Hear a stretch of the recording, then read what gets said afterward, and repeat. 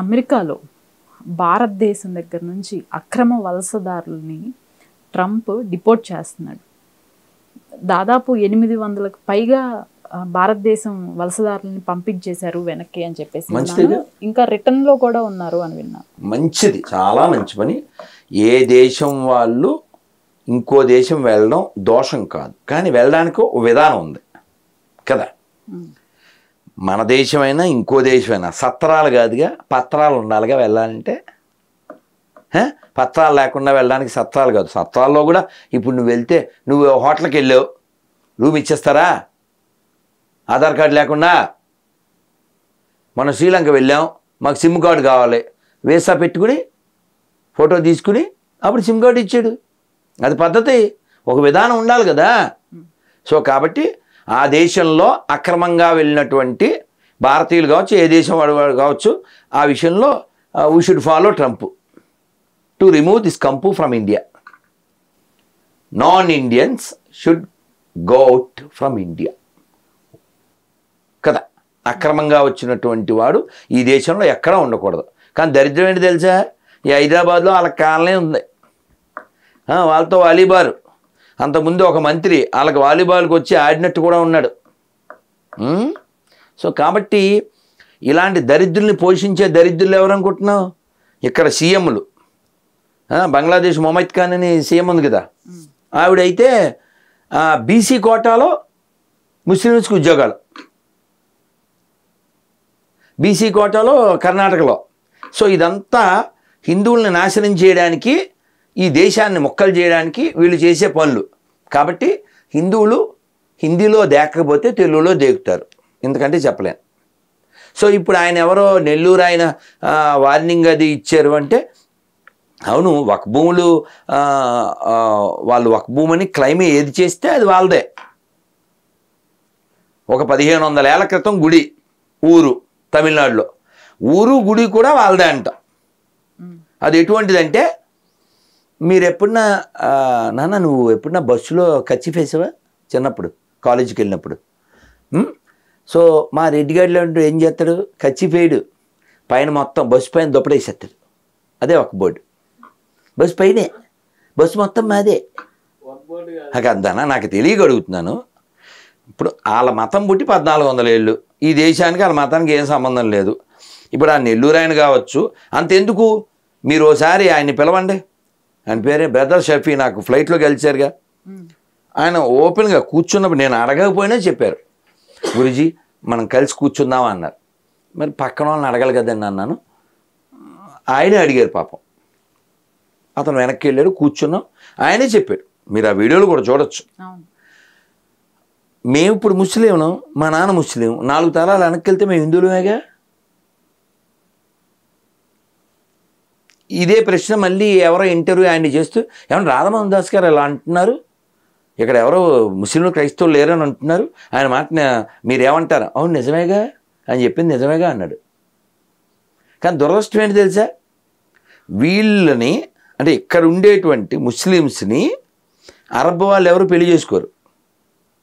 They never consider Indian or Bangladesh Pakistan Muslims as Muslims.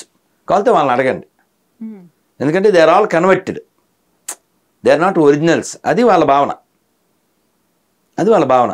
ఎవరన్నా కామెంట్లో మళ్ళీ రిప్లై ఇవ్వచ్చు నా దోషం ఉంటే. ఓకే, అలాగే ఇక్కడ క్రిస్టియన్స్ అనబడే వాళ్ళు కూడా క్రిస్టియన్స్ కాదు, ఇక్కడ ముస్లిమ్స్ కూడా ముస్లిమ్స్ కాదు. ఓన్లీ బ్రదర్ షఫీ చెప్పలే, కాశ్మీర్ యొక్క 2-3 ముఖ్యమంత్రులు, గులాం నబీ ఆజాదు, ముఫ్తీ మొహమ్మద్, ఫరూక్ అబ్దుల్లా, వాళ్ళు కూడా చెప్పారు ఒక 7-8 తరాల క్రితం మేమంతా హిందువులమే.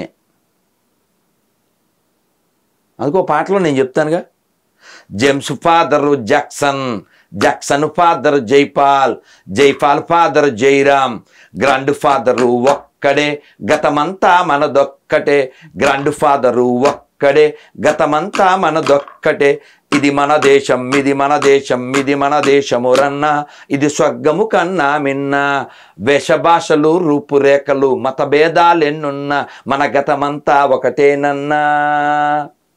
కాబట్టి ఎక్కడైనా ప్రపంచంలో గుళ్ళు ఆక్రమించి కట్టిన మసీదులు ఉంటాయి, మసీదు మీద గుళ్ళు ఉండవు. దాన్ని బట్టి ఎవరి ముందే ఎవరు వెనక్కో అర్థమైంది. ఒకళ్ళు కామెంట్ పెట్టారండి, అసలు ఇందులో బుద్ధి ఉందా, పోయి మసీదుల కింద గుళ్ళు కట్టుకుంటారు ఏంటండి అన్నాడు. ఓ పుస్తకం కోసం ప్రపంచాన్ని పాడు చేయొద్దు. అది ఏ పుస్తకమైనా సరే ఉన్న కొన్నాళ్ళు ఎవరికి హాని చేయకుండా మహాభారతం చివరిలో చెప్పారు.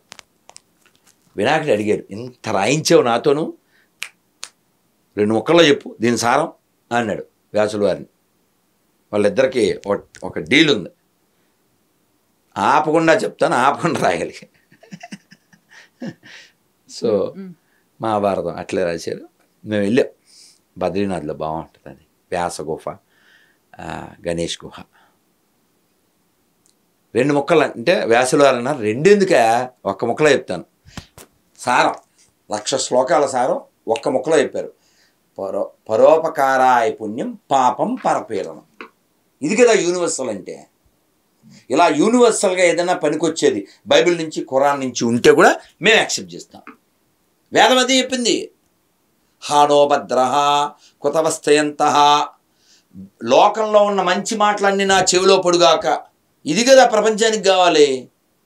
అది మానేసి మేము చెప్పిందే మంచి, లేకపోతే నీ చెవులు తలకాయ కోసేస్తాం, అదేం మంచిది, మాకు వద్దే, ఈ భూమికి వద్దది.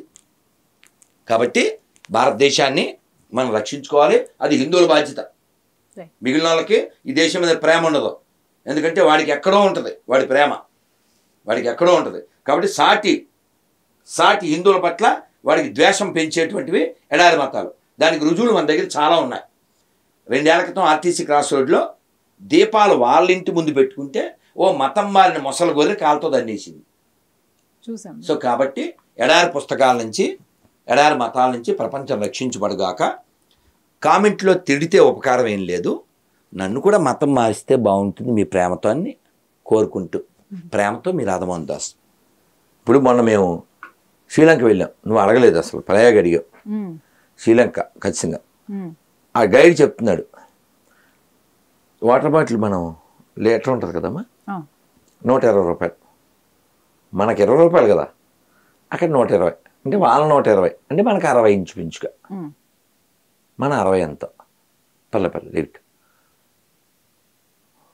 ఆయన చెప్పాడు ఫస్ట్ రోజే గైడ్, మాకు ఇక్కడ అన్నీ డబల్ ట్రిబుల్ ఉంటాయి, ఈ డబ్బులతో మేము కేజీ టు పీజీ మేము ఉచిత విద్య ఇస్తాం,